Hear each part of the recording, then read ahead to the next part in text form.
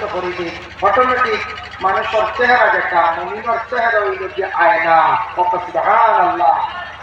এই চেহারা বা সাইডে অনুমান করা যায় মানুষ চিন্তিত না খুশি। আমার সঙ্গে কথাবার্তা করতে কোনো মানুষের মন খারাপ নেই, আমি তার চেহারাটুকু বা দেখতে আমি উপলব্ধি করতাম পারবো না বলতে পারা যায়, বোঝা যায়।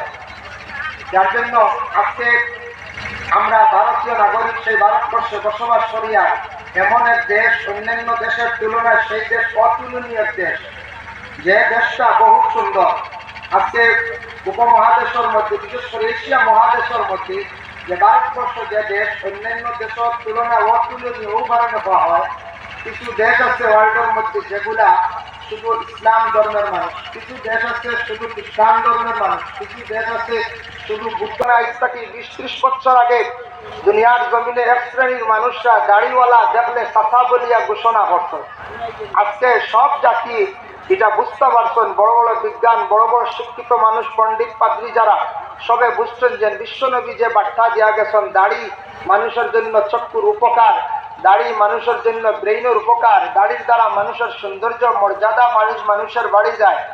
আজকে দেখুন সব ধর্মের মানুষে দাড়িরে রাখা আরম্ভ করছেন।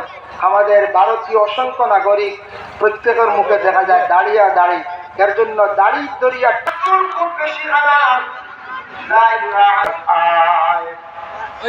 সফরের হালত খাবার ময়লা যেটা আমি একদিন সফর হইতাম দিল্লি, আজমির যাইতাম, একজন আলিমর কাছে জানার চেষ্টা করতাম।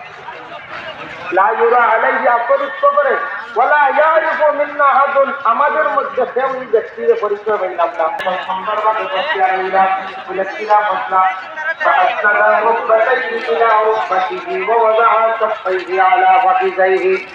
আল্লাহ রসুলের সম্মুখে এই ব্যক্তি মানে তার জানু মোবারক খালাইয়া নমাজের তরিকায় যখন হাত জানু মোবারকের উপরে টাইম রাখলাম।